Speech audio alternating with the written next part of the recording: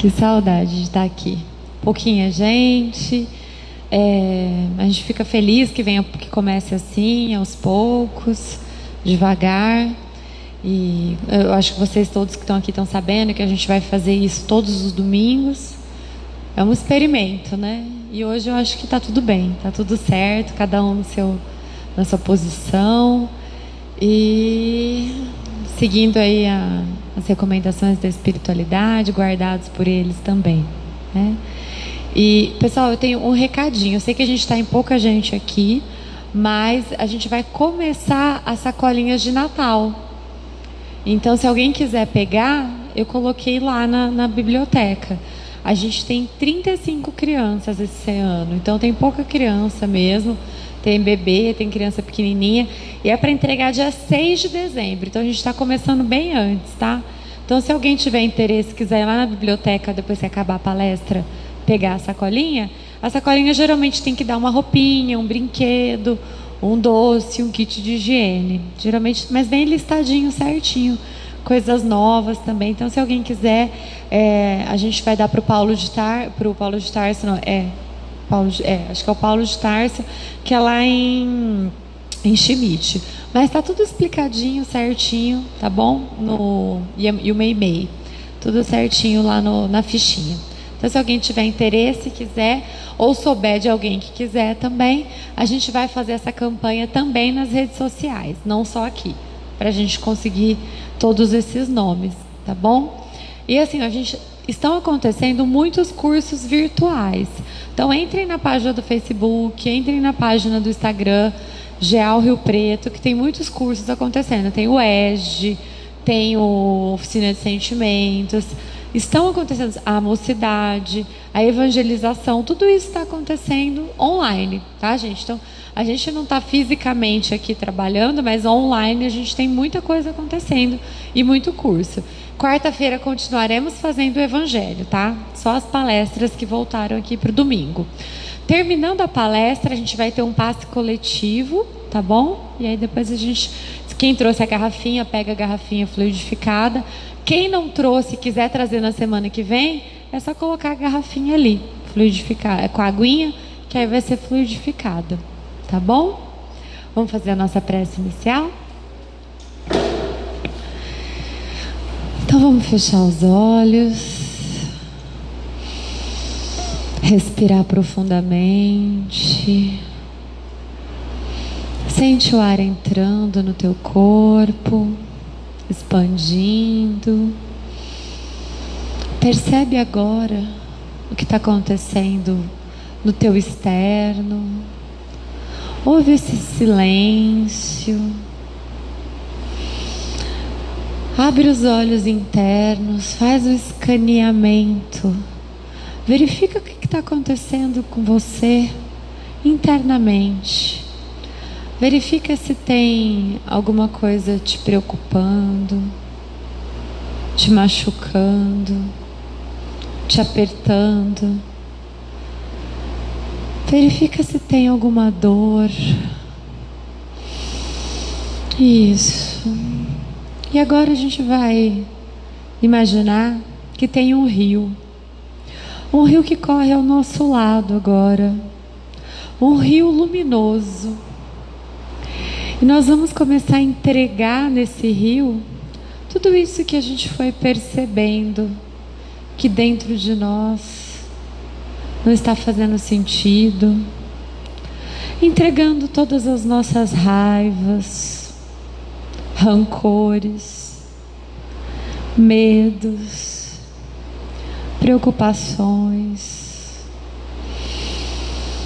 tudo que vai tirando o nosso sono, causando doenças. Vamos entregando a esse rio de luz que vai direto ao Pai, ao nosso Pai maior, que vai cuidar de cada dificuldade, de cada dor, de cada angústia e de cada medo. E assim eu convido vocês a respirar novamente, profundamente, respirando agora tudo que nós estamos necessitando, respirando, tudo que a espiritualidade colocou aqui nesse ambiente, muito antes da gente chegar, respirando paz, respirando tranquilidade, compaixão, respirando fortaleza, respirando empatia, respirando coragem, respirando tranquilidade, respirando amor incondicional que o Pai tem sobre nós. E assim, trazendo todos esses benefícios para o nosso corpo, vamos equilibrando todo o nosso corpo físico, mental, espiritual e emocional, mais equilibrados, imantados do amor maior, deste amor que não nos abandona, que nos ama exatamente como nós estamos. Nós vamos abrindo o nosso coração e a nossa alma para receber as palavras da nossa palestrante dessa noite, envolvendo ela em toda essa luz, em todo esse amor, para que essas palavras tenham a força de entrar no nosso ser, criar morada, crescer, florescer, nos auxiliar e auxiliar assim todos ao nosso redor. Que assim seja, Pai, hoje e sempre.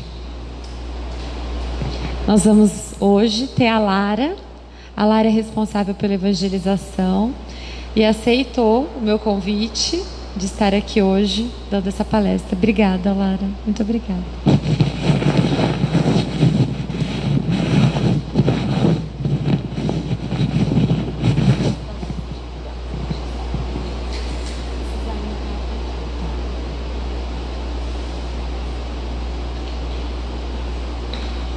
Boa noite. Tirar a máscara porque senão é ruim de entender. É com muita alegria que hoje eu venho aqui, né, novamente, presencialmente. Estou sempre aqui na casa, trabalhando na evangelização. Não costumo dar muitas palestras, mas fico feliz em poder compartilhar algumas ideias com vocês. Então, esse tema, vocês devem estar falando, poxa, o que é esse negócio de Dia das Bruxas, falar de bruxa e tal? Não vou ficar falando de bruxa, não. Mas eu vou dar uma visão histórica para vocês desse final de semana, que eu acho muito significativo. Porque nós temos, assim, 3 comemorações seguidas, né?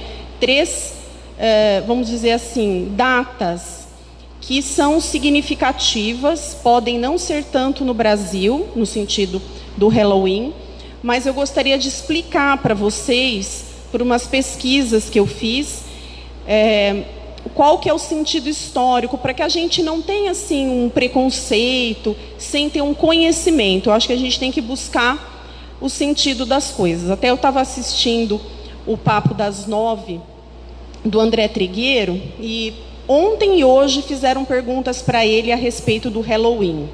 Não sei se vocês acompanham no Instagram, no YouTube, e a pessoa perguntou que o Espiritismo falava sobre o Halloween. E ele falou, olha, isso não é da alçada do Espiritismo, porque não tem nada na codificação, nós não trabalhamos com isso. Aliás, o Espiritismo não trabalha com nenhuma comemoração, com nenhum tipo de festejo, nem mesmo com finados. Tá? Mas existem algumas questões que envolvem o Halloween que eu gostaria de comentar com vocês. Tá?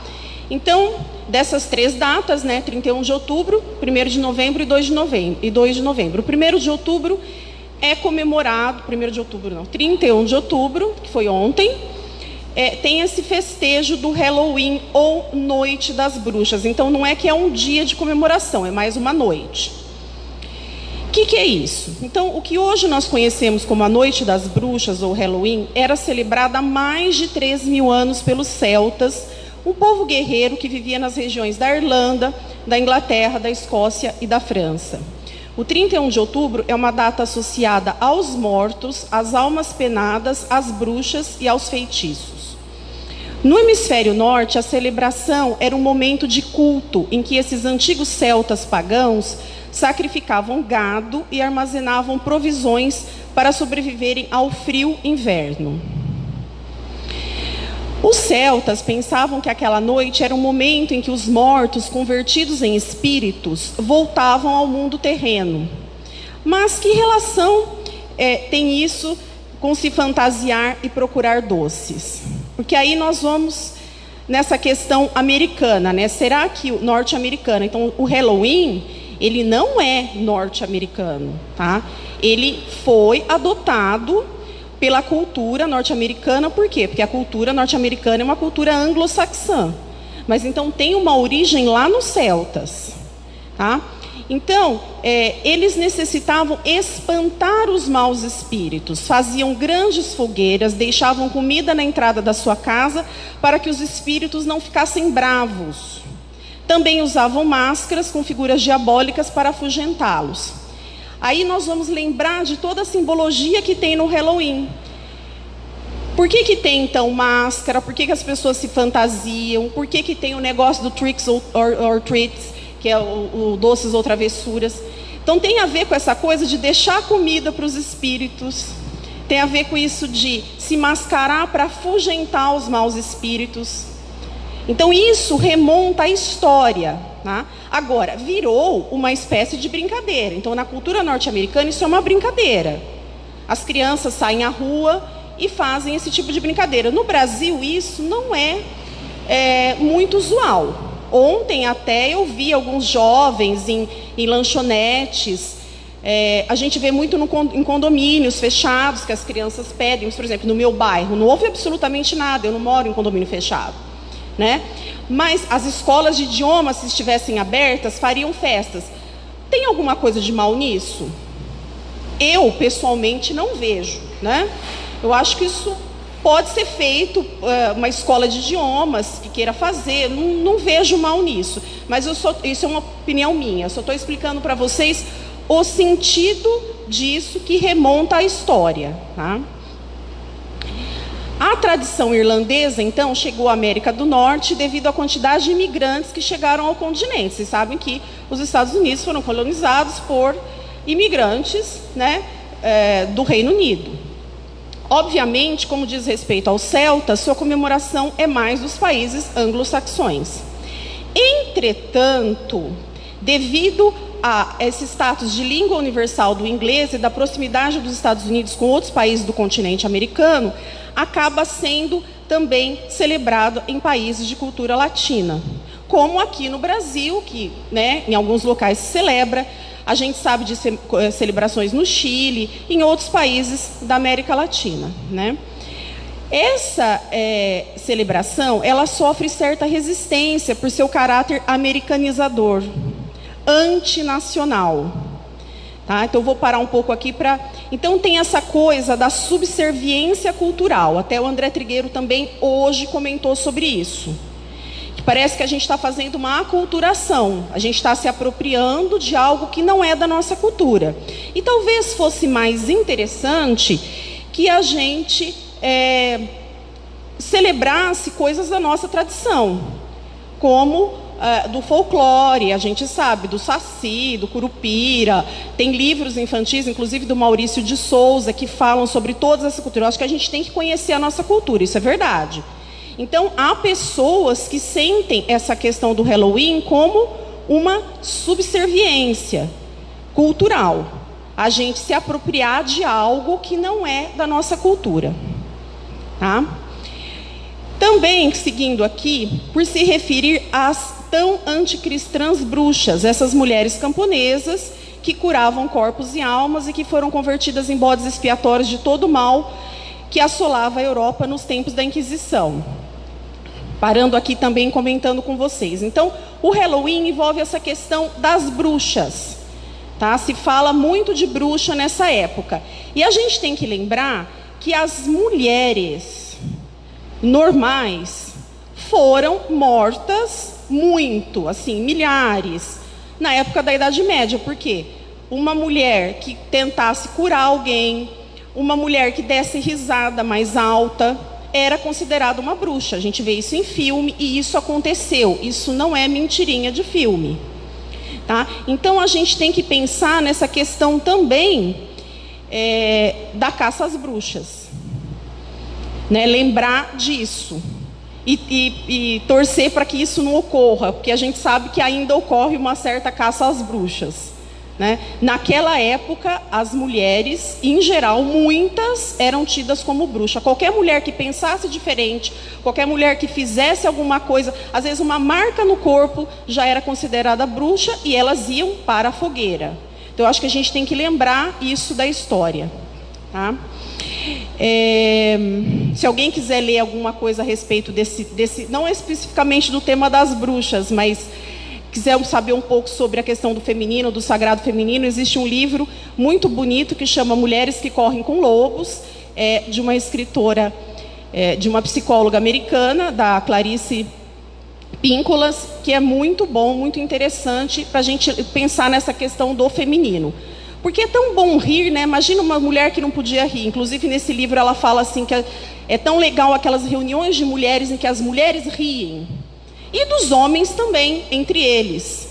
Então, imagina uma mulher não poder rir. O rir, aquela gargalhada, era por isso que vocês veem nos filmes as bruxas gargalhando? Né? Aquela coisa feia, de uma mulher feia gargalhando. Mas aconteceu de mulheres que gargalhavam, então o riso era proibido. E o André Trigueiro hoje estava falando sobre alegria, então se comentou sobre isso também. Até tinha uma bula, né, de caça às bruxas, chamava Maleus Maleficarum. Tá? Isso realmente aconteceu e é um fato histórico. Então nós não podemos esquecer que a Wicca, uma versão mais moderna da bruxaria, é uma religião e assim como todas as outras deve ser respeitada. Então que nós não façamos caça às bruxas. E aí, o dia seguinte, que é o dia de hoje, é o dia de Todos os Santos. Né? Com todo o misticismo e associação aos mortos dessa época, o Dia dos Mortos, antigamente, era comemorado em 1º de novembro. Hoje é comemorado em 2 de novembro, mas era comemorado em 1º de novembro. No século VIII, a igreja cristã transformou o 1º de novembro no Dia de Todos os Santos, All Saints' Day, para prestar homenagem a todos os santos que não tinham um dia particular de celebração e também com o intuito de converter os pagãos. Ao longo dos anos, esses festejos foram combinados e a maioria chamou o Dia de Todos os Santos de All Hallows Mass, a massa de todos os santos, das pessoas santas. A noite anterior ficou conhecida como All Hallows Eve, a véspera de Todos os Santos. Com o tempo, seu nome se transformou em Halloween. Então, Halloween é All Hallows Eve, a véspera de Todos os Santos. Tá? Isso só para a gente conhecer um pouco da história e também tirar um pouco do preconceito. Acho que é o que eu falei para vocês no começo. A gente tem que conhecer a história para a gente poder formar uma massa crítica a respeito do que acontece na sociedade. E o Dia dos Mortos, né, que seria amanhã? Finados ou Dia dos Fiéis Defuntos. Passou a ser comemorado em 2 de novembro. Como todos sabem, o Dia dos Mortos é um feriado cristão e internacional onde se prestam homenagens aos entes queridos falecidos.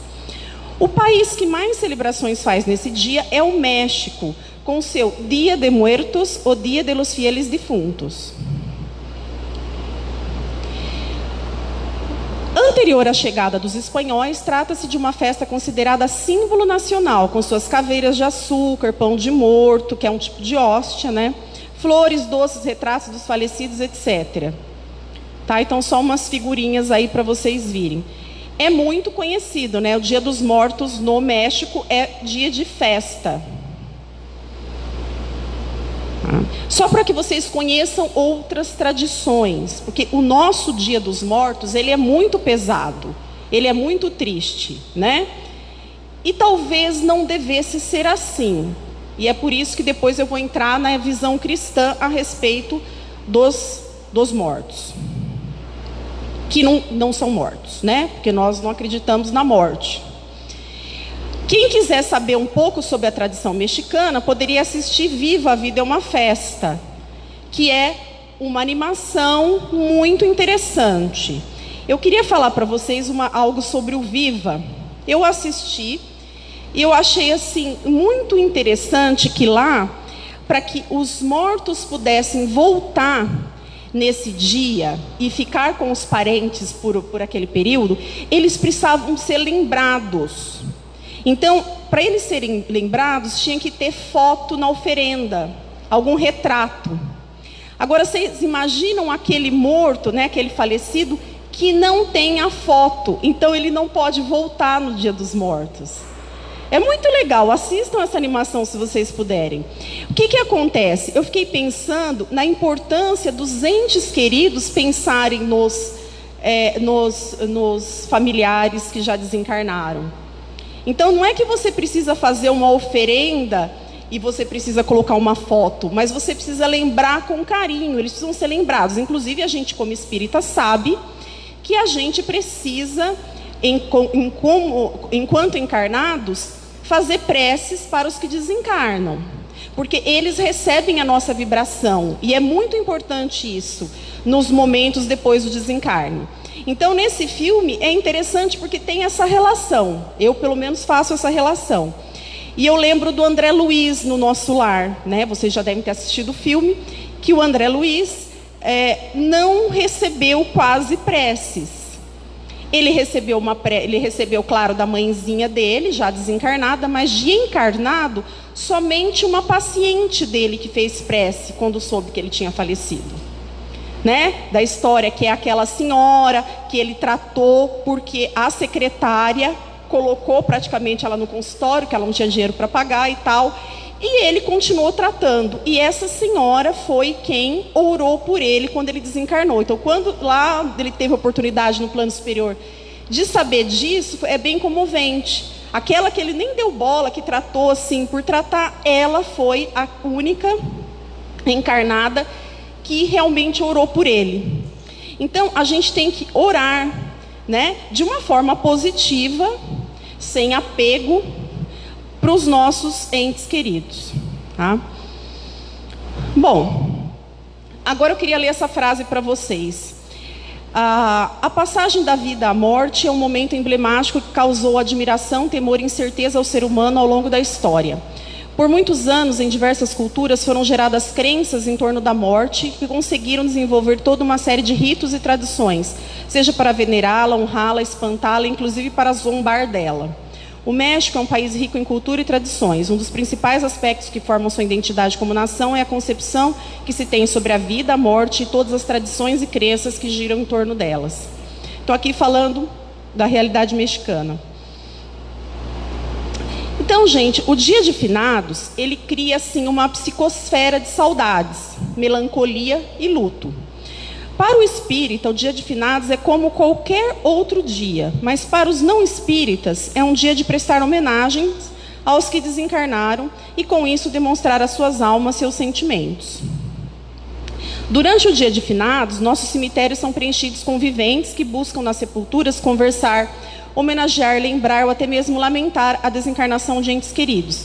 Neste momento, pelos pensamentos deles e pela vibração geral, são atraídos até estes locais os parentes e amigos desencarnados. E o finado segundo o Espiritismo? Como o Espiritismo explica esse sentimento geral? Como os entes queridos que desencarnaram se sentem com a lembrança? Então agora eu vou passar um filminho para vocês. Espera um momento aqui que eu...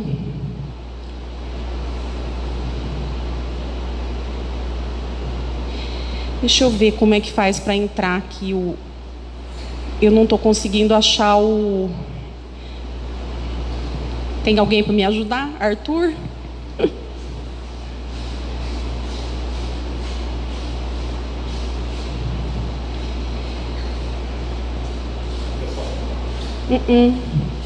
Ele não está entrando. Ó. Tá vendo aqui?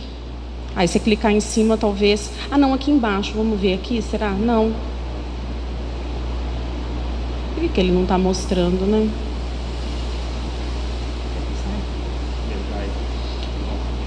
Tá. Nós vamos sair da apresentação, eu tenho o filme fora, nós vamos mostrar ele de fora. É esse aqui.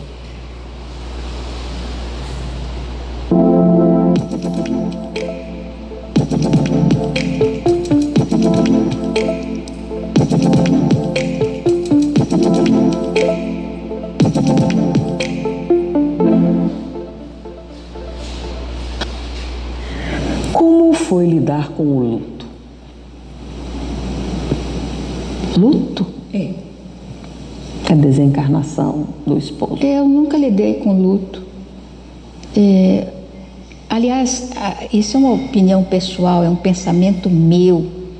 Eu acho que as coisas estão um pouco reviradas aqui na nossa maneira de encarar as coisas. Eu acredito que a prática que nós tomamos desde épocas imemoriais não é uma prática correta. Normalmente, quando nasce uma criança, nós fazemos festa, ficamos felizes, damos presente, é aquela coisa muito boa. E quando desencarna uma pessoa, a gente chora, veste de preto, é aquele sofrimento, aquela tristeza. Como espírita, encarando esses acontecimentos, eu acredito que deveria ser o contrário. Quando nascesse uma criança, a gente deveria chorar, ficar triste, rezar, fazer o possível, porque a criatura está entrando num processo de aprendizado muito complicado, que é a existência, onde vai passar pela fieira das necessidades, do sofrimento, das lutas, do aprendizado. Então a gente deveria ficar triste cada vez que nasce uma criança. E quando desencarna, a gente deveria fazer festa. Está voltando para casa, é o reencontro com as pessoas amadas. E principalmente se a criatura é vitoriosa, mais ainda, a festividade, nada de luto, nada de tristeza, de choro. Naturalmente a gente vai sentir saudade pela ausência, mas pensar que lá do outro lado a pessoa está no seu verdadeiro habitat. Eu penso assim. E o engraçado, quando alguém faz um comentário, a gente faz um comentário assim, alguém diz, mas isso é meio impossível, uma população, e você estava falando isso e eu lembrando de uma passagem da história.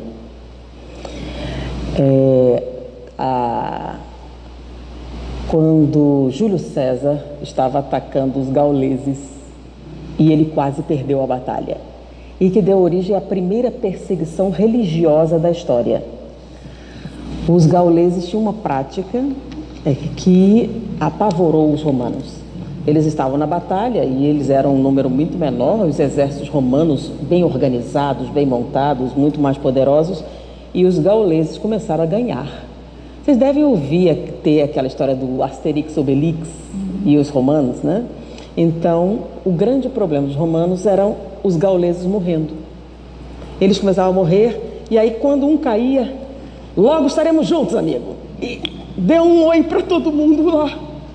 E cumprimentavam e morriam sorrindo. E nenhum deles voltava para pegar os corpos, eles não se importavam. Eles caíam e eles continuavam lutando. Daqui a pouco nós nos encontramos e morria. E com alegria, logo estaremos juntos. E aquilo era muito estarrecedor. E os romanos começaram a ficar assustados. Eles riam ressuscitar, que história era essa? Porque quando eles chegavam na aldeia e uma criança nascia, eles iam para o druida. Quem é esse? Esse é fulano que volta. E era recebido pela família e pela família anterior. Ele voltou, fulano está voltando. Porque a reencarnação era um fenômeno cultural para os gauleses e os romanos começaram a ficar muito apavorados porque os gauleses não tinham medo da morte, a luta deles era impressionante e por isso Júlio César taxou o druidismo como ilegal e todo druida deveria ser morto e começou a primeira perseguição religiosa da história. A gente fala, quando começaram? Porque haviam guerras por território, mas uma perseguição religiosa não era comum e Júlio César iniciou a primeira. Então ele mandou exterminar todos os druidas. O druidismo era proibido no Império. Foi a primeira religião a ser proibida. Porque é possível sim você crescer dentro de uma ótica diferente. O que é essencial para a vida? essencial para a vida é viver. Pronto, agora eu vou voltar na apresentação.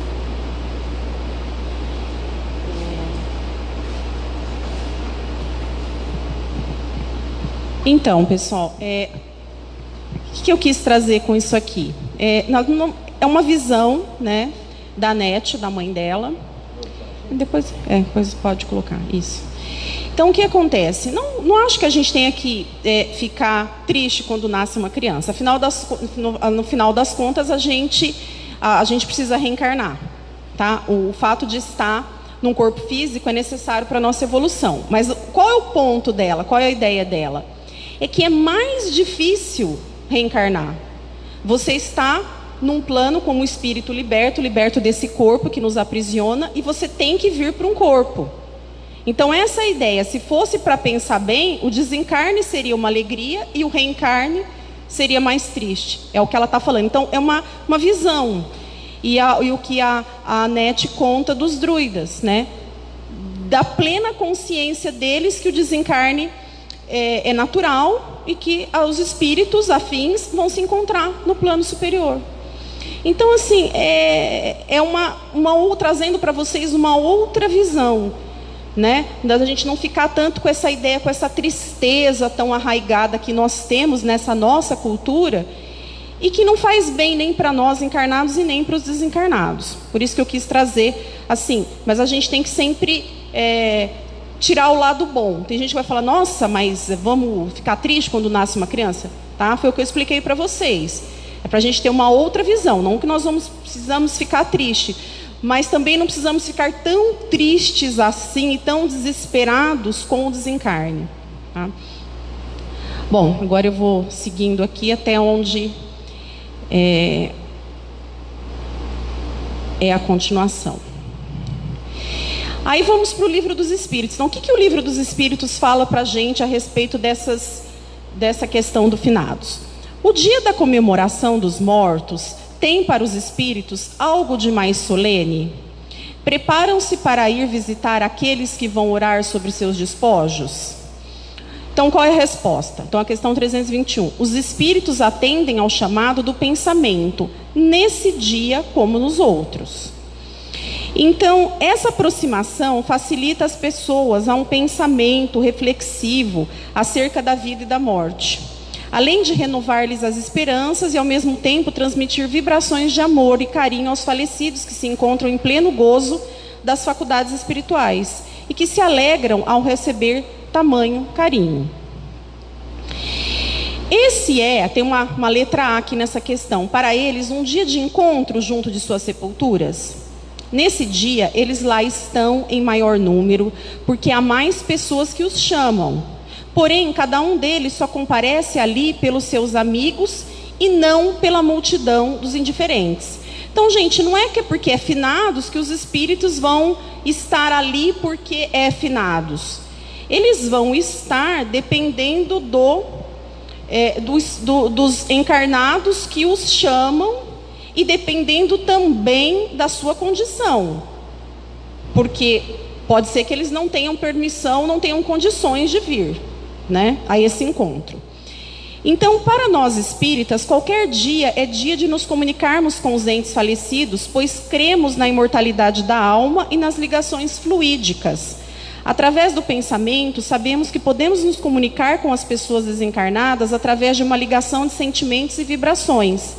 Com isso, podemos, sempre que sentir saudades, ligarmos nossas mentes em boa sintonia com o nosso espírito amigo que partiu. Como muitos não possuem a fé espírita, o que acontece é que no dia de finados, potencializam-se os pensamentos nos entes desencarnados. E isso os atrai pela sintonia magnética para perto dos seus entes que permaneceram encarnados na Terra. Com isso, notamos uma movimentação espiritual maior no dia de finados, no que diz respeito a visitas de espíritos às suas famílias e aos seus túmulos. Claro, né, gente, essa movimentação é maior porque as pessoas, pela data, acabam pensando mais nos entes queridos falecidos. Mas essa comunicação, ela pode acontecer sempre, através da oração e dos nossos bons pensamentos. Na questão 326 também se fala assim: a alma, ao retornar à vida espiritual, é sensível às honras prestadas ao seu despojo mortal? Quando o espírito já chegou a um certo grau de perfeição, não tem mais vaidade terrestre e compreende a futilidade de todas essas coisas. Porém, fica sabendo que, fica no sentido assim, fica tu, né? Fiquem sabendo que, frequentemente, há espíritos que nos primeiros momentos de sua morte material experimentam um grande prazer com as honras que lhes prestam ou um aborrecimento com um pouco caso pelo seu envoltório, né, pelo seu corpo, pois ainda conservam alguns dos preconceitos desse mundo. Então é uma questão evolutiva do espírito, né? Então, para os mais entendidos, as honras feitas, o material do caixão, o tipo de flores, a música tocada no velório, são meros caprichos humanos. Nada disso pode tirar a dor das suas atitudes ruins e nem o caixão mais pobre pode tirar os méritos de uma vida dedicada ao amor e à caridade. Normalmente, as honras são mais uma forma dos seres que continuam vivos de expressar seu carinho, que algumas vezes pode ser por demais tardio, devido a não terem aproveitado em vida a oportunidade de expressar este amor de forma clara e objetiva. Por isso é importante sempre estarmos em contato com nossos entes queridos de forma salutar, sem exageros de saudades que possam afligi-los, mas uma saudade sincera, amiga e comovedora de quem ama muito e deseja do fundo do coração que eles sigam a marcha evolutiva, enquanto nós viventes seguimos a nossa. Há casos do desespero familiar ser tão grande que cria no espírito uma sensação tão ruim que dificulta a ele a continuidade das tarefas espirituais. Então, a questão do desespero, ela é muito perturbadora, tanto para os encarnados como para os desencarnados. O luto é sempre uma situação humana comum. Todos sentimos de alguma forma um tipo de luto com a perda de um ente querido. Isso não aflige os espíritos. O que os aflige é o luto desesperado. Este, inclusive, é até tóxico para nós mesmos, que acabamos não seguindo em frente pela sensação de apego que criamos de que não poderíamos sobreviver sem a presença do outro. O desapego que a doutrina prega é também o desapego sentimental. Sentir, porém, sem se prender. Então, a gente sabe que a doutrina espírita é uma doutrina consoladora. Muitas pessoas vêm para o espiritismo pela dor. E a gente sabe que essa questão da perda dos entes queridos, ela é um meio para as pessoas chegarem até o espiritismo, porque elas querem consolo, elas querem entendimento. Então, de fato, a gente tem a plena certeza da imortalidade da alma, a gente tem a prova disso em diversas obras, né? Eu sugiro a vocês que leiam Jovens no Além. É um livro antigo, psicografia do Chico Xavier. E são histórias de jovens que desencarnaram no final da década de 60, mais para a década de 70. E eles relatam, os pais chegaram ao Chico, a maioria, sim, ali não eram espíritas, foram em busca de comunicação, e esses espíritos se comunicaram. Então tem um livro, está tudo descrito no livro, e as provas da veracidade das informações que eles passaram, comprovadas pelas pessoas que são familiares e que sabiam que aquilo não poderia ser nenhum tipo de fraude. Então, são relatos muito bonitos, muito, muito interessantes, principalmente desses desencarnes de jovens que são tão tocantes, né, e tão chocantes para as famílias. Na questão 327... nós lemos aqui: o espírito assiste ao seu enterro? Isso é uma pergunta que é frequentemente feita, né? Muito frequentemente assiste, mas algumas vezes não percebe o que se passa, por ainda estar em perturbação. Fica lisonjeado com a afluência dos assistentes ao seu enterro?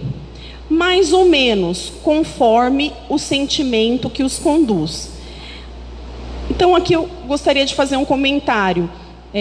O que quer dizer isso, mais ou menos conforme o sentimento que os conduz? Depende de como as pessoas que vão ao enterro também estão sentindo, porque tem gente que vai ao enterro por ir, para cumprir uma formalidade. Isso para o espírito não vai causar nenhum bem, né? E a gente tem que, aliás, nós temos que tomar muito cuidado em relação aos velórios e aos enterros, com as conversas paralelas, com, assim, as críticas e com umas palavras, né, de demérito em relação ao desencarnado. Porque vocês sabem que muita gente no velório fica em rodinhas falando mesmo até mal do desencarnado. Ele pode sim estar presente e ele pode sim estar ouvindo.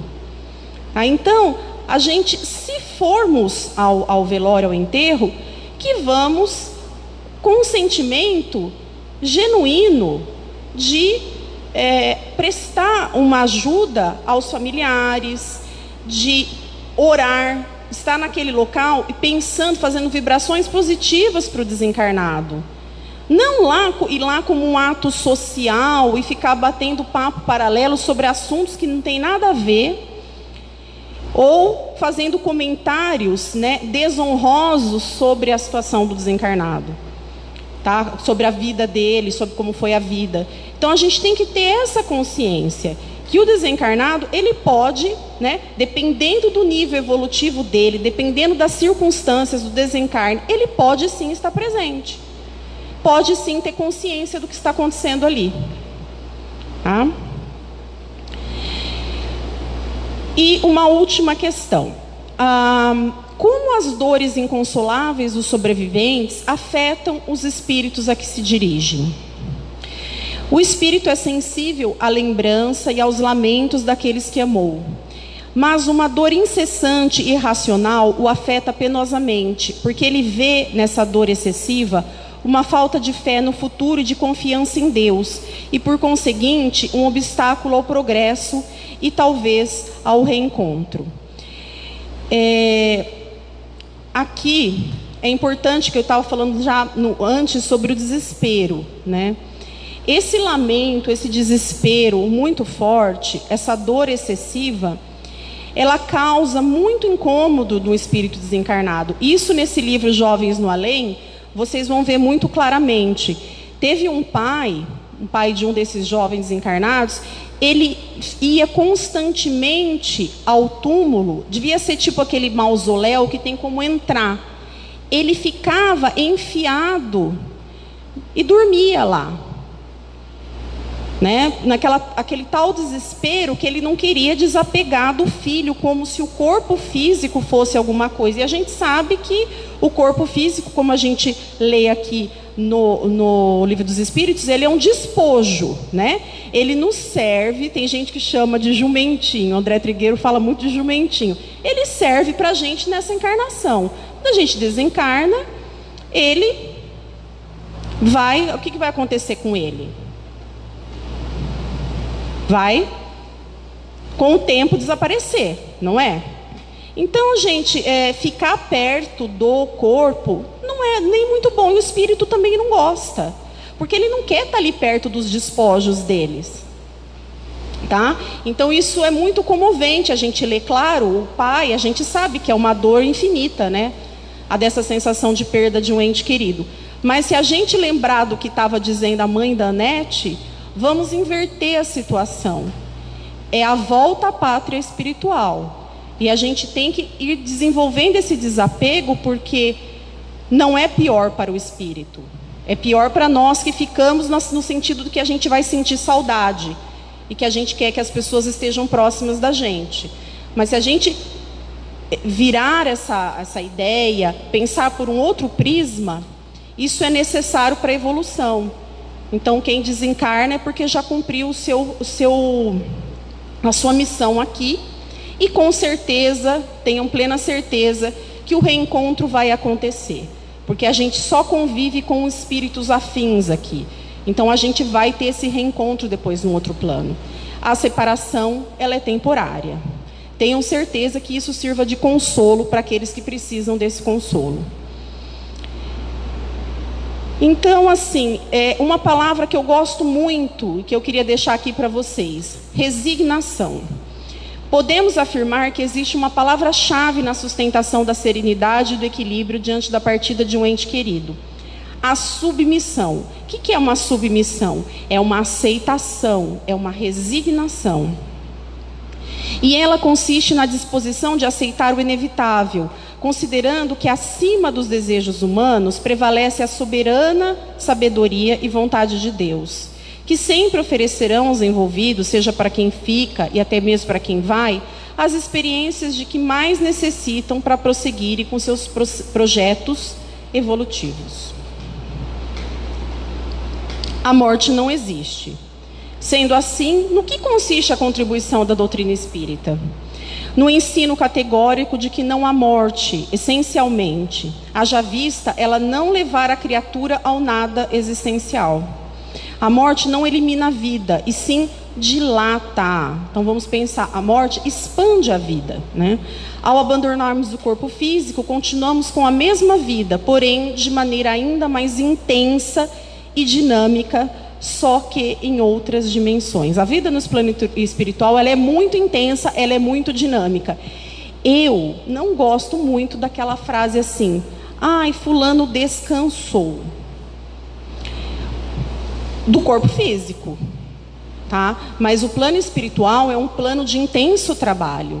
Ele pode ter descansado das dores, dos sofrimentos, que a gente sabe que está aqui nesse corpo, causa dores, porque a gente é tolhido por esse corpo nos limita. Esse corpo nos causa dores, nos causa limitações. Mas que a pessoa descansou e que vai viver assim numa plenitude de tranquilidade no outro plano, como se estivesse só volitando, não é essa, a realidade não é essa. As pessoas desencarnam e continuam sendo o que elas são, continuam com seus trabalhos e de forma até mais intensa, tá? Porque a vida continua, né? Tem o livro. Aqui eu tenho um outro vídeo que não vai passar e que eu vou ter que sair daqui rapidinho, tá, gente? Já estamos terminando. É só aqui tem umas informações bem interessantes que essa pessoa diz nessa TV Mundo Maior, nesse programa aqui. Eu gostei bastante do que ele disse, e aí queria compartilhar com vocês.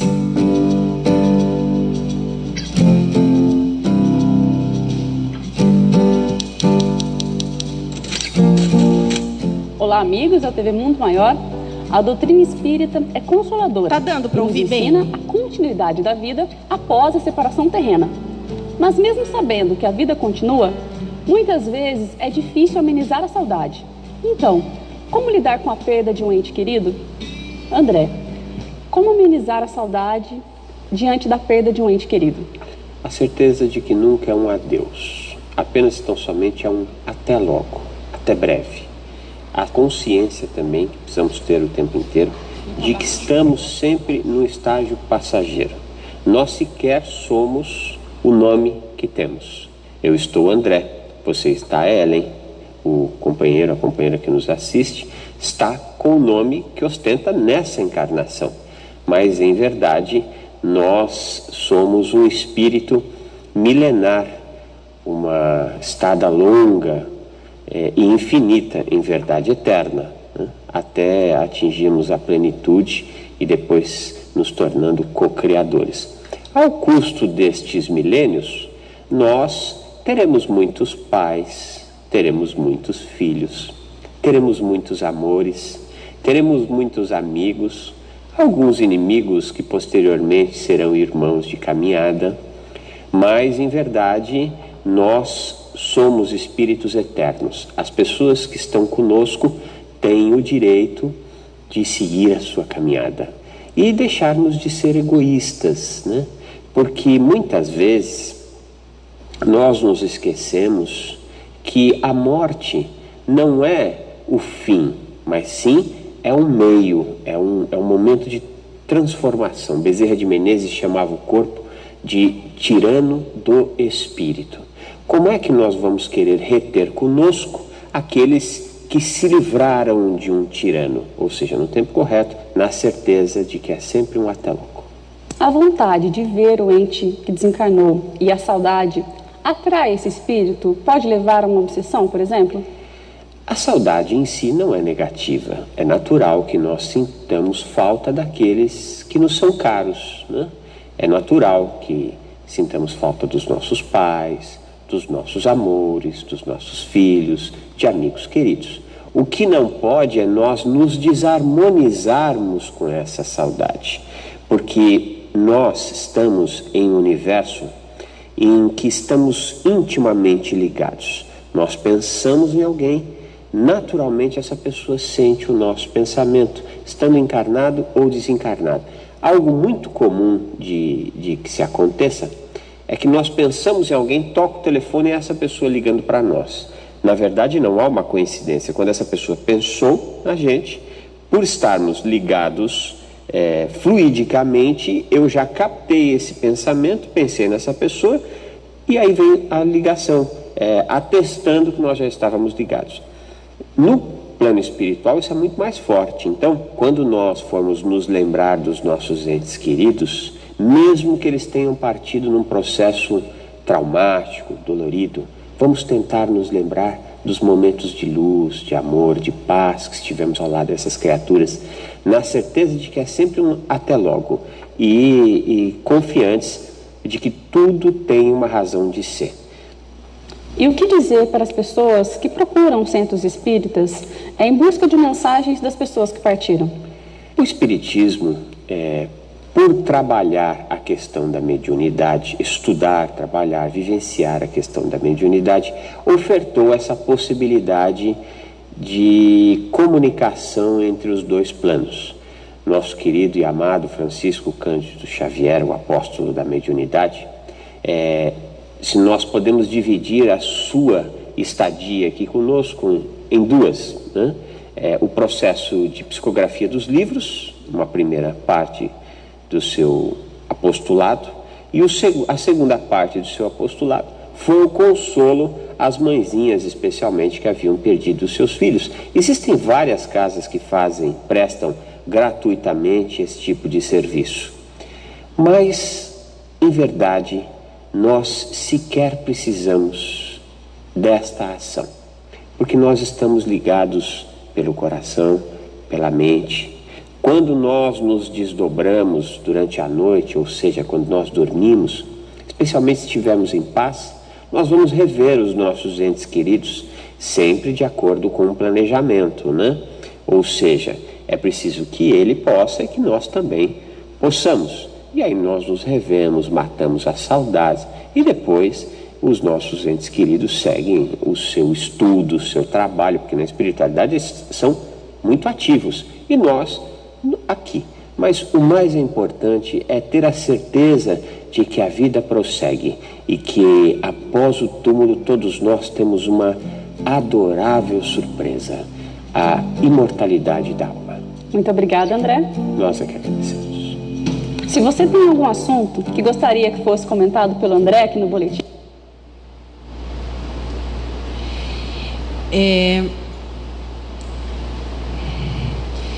Vou voltar aqui na apresentação e já vou finalizar. Então, assim, gente, eu acho muito bonita essa mensagem dele, né, sobre o desapego e sobre... Não, estou fazendo besteira aqui, desculpa. E sobre a questão da imortalidade da alma. Então, se vocês tiverem alguma questão que precisam resolver e que não estão dando conta, a gente tem que ter a humildade para dizer que às vezes a gente não dá conta de certas coisas. Então, eu queria dizer para vocês que a Casa Espírita, ela está aqui para ajudar vocês, né? A gente tem um atendimento fraterno, presencial agora, acho que voltou, mas também pode ter algum atendimento virtual, né? E procurar também ajuda médica, ajuda psicológica. Eu acho que se a gente tem alguma questão, se a gente não está conseguindo resolver nesse tema do desencarne dos entes queridos ou também de outros temas, a Casa Espírita está aqui para ajudar. Não só para tentar essa comunicação, porque muitas vezes essa comunicação não é possível, porque às vezes o espírito não está em condições de vir se comunicar com a gente. Então não é assim quando a gente quer, é quando é o momento. De qualquer forma, como ele bem explicou, nas nossas orações, no nosso desprendimento noturno, do nosso sono, nós vamos ter o contato sim com os nossos entes queridos desencarnados. Então não há muitas vezes a necessidade dessa busca, às vezes uma busca até frenética para conseguir a comunicação. Tá? A gente tem que ter assim bastante resignação e aceitação, mas também a coragem de dizer muitas vezes que não damos conta. E para isso procuremos ajuda necessária nos vários campos que possam nos atender. Tá? Queria fazer uma mensagem final com vocês, que na verdade eu gostaria que vocês sintonizassem como uma prece. Tá? Eu vou deixar aqui a tela e vou ir passando para vocês. Então, nesses dias de finados, que possamos estender nossas orações aos desencarnados de forma mais ativa, pois a atividade espiritual nesta data é intensa, devido às inúmeras assertivas de pensamentos dos familiares encarnados aos seus caros espíritos desencarnados. Que Jesus, nosso Mestre, de infinito amor e bondade, possa estender às famílias de luto o alívio de sua bênção, e que nossos entes queridos, que agora habitam o mundo espiritual, possam ser banhados pelas nossas vibrações sinceras de amor, carinho, fraternidade e benevolência. Que a paz de Deus se estabeleça em todos os nossos corações e a infinita graça divina seja feita, assim na terra como nos céus. E então, depois de uma vida fatigante de provas e expiações, que possamos merecer toda aquela virtude que houvermos plantado. Muita paz, meus irmãos. Que assim seja.